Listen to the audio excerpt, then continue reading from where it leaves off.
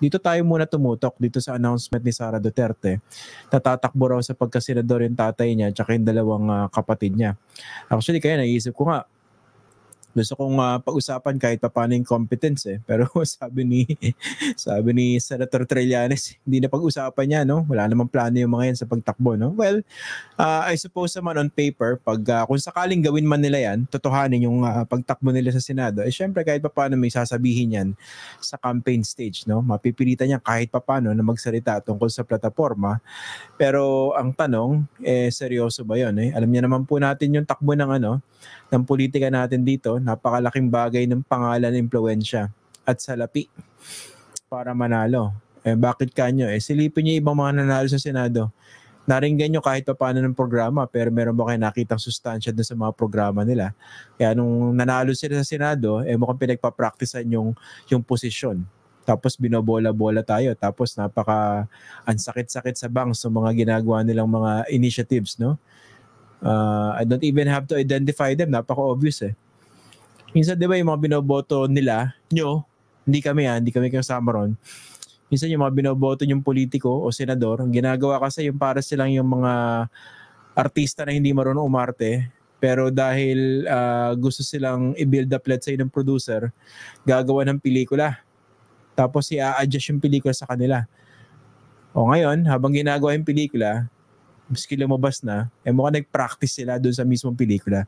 Hindi ba dapat nag-audition yung mga artista doon sa posisyon para siguradong may kalidad yung acting?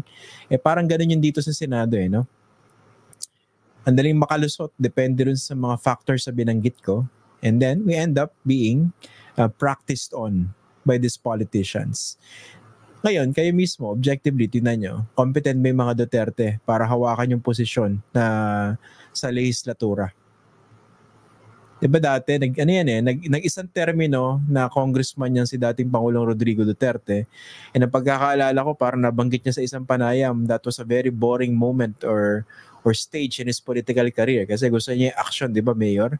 At hindi nga raw nagpapasok doon sa Kongreso, sa mga sessions on time na yon. That was the history. Iba yung mga lumalabas na impormasyon dati. Imagine mo kung mananalong senador yan. Pero sa akin kasi hindi ko pa masyadong sineseryoso yan Pwede kasi pakulo lang yan yung palutang na tatakbo yung tatlong Duterte. Although of course, you cannot underestimate the greed for power for certain political clans or dynasties, no? Kasi pag tinignan niyo yung Senado, 'di ba? Ilan yung magkakamag-anak diyan? Ulitin natin. 2 Cayetano. Kung nanalo si Jejo Marbinay, naging 2 yung Binay diyan. Tapos merong Ejercito, merong Estrada.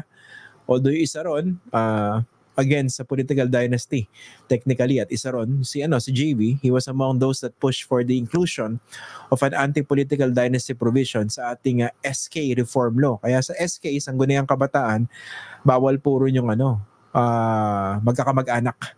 Okay? Sino pa ba dyan? O yung mag-ina, yung mga Villar, si Mark at saka si Cynthia Villar, nasa isang chamber. Imagine niyo, ilan yung Pilipinong eligible to run for the Senate? Bakit tayo nagtsatsaga sa ilang magkakamag-anak? Sobrang gagaling ba nila? Kaya nga, di ba, titingnan nyo, minsan hindi na natin napapag-usapan yan kasi masyado na tayong desensitized na sa kagarapan ng ilang mga politiko natin. Yung mga Duterte, isa yan sa mga pinaka matibay na political dynasty sa Pilipinas natin. Pati yung mga Marcos, di ba? Tingnan nyo. At saka yung mga bagong politiko ngayon, di ba? Napansin nyo?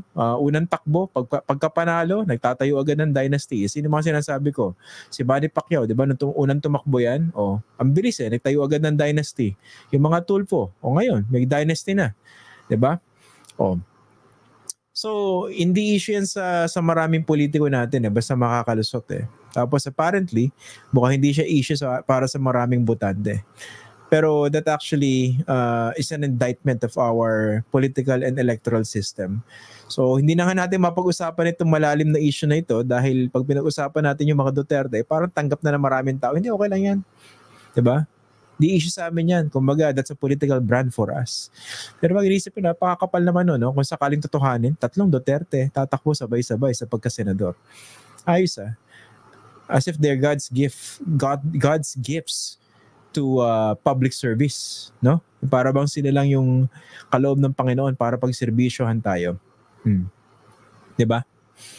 Yun ang realidad natin sa Pilipinas. 'Di ba? Napakadaming dynasties na 'yan, no? Hindi lang yung mga Duterte, hindi lang yung mga Marcos. Dapat nga mga red flags sa inyo 'yan, yung tipong ginagawang parang family corporation yung posisyon no? Tapos pinapamana-mana yung yung posisyon, no? Hindi na issue kung merong meritocracy. 'Di ba? Ibig sabihin, merit based, meron bang tamang kakayahan? Hindi, anak ko 'yan 'Di ba? Hindi, kapatid ko 'yan naniniwala ba kayo, for instance, pinakamagaling na pumalit kay Duterte dati sa pagka-mayor, si Sara Duterte? Wala bang iba? Ganun ba kabangkaroto yung choices nila dyan sa Davao City ng panahon na yun? Syempre hindi. Pero siya yung pinatakbo kasi nandun yung basbas ng tatay So parang mana-mana yan tapos ngayon Senado. Imagine niyo yung Senado natin. Di pa kayo natatawa o napapakamot ng ulo man lang? Recently may kausap ako, 'di ba? Ito example mga Marcos, 'di ba? Di ba kayo di ba kayo napapaisip paano pag lumalabas siya ng bansa, 'di ba? Meron mga let's say state or working visits yung presidente, kasama yung speaker na pinsan niya, kasama yung anak niya na kongresista. Diba? Pagpapakilala na rin sa kausap niya, like to introduce the Speaker of the House of Representatives of the Philippines, my cousin. Tapos yung isang kongresista, asawa nung speaker. Tapos yung anak ng presidente, kongresista. Parang family excursion Diba? I mean, these are just examples of what's wrong with Philippine politics. Meron ba akong maling sinabi? Tama lahat yan, di ba? You can double check all this information. So yun. So try to observe what's happening when it comes to this latest development announced by Vice President Sara Duterte. And sana kahit paano magising man lang tayo, no? Kasi minsan dapat may hangganan din yung yung pagpapakatanga natin, di ba? Dapat may hangganan yan, no?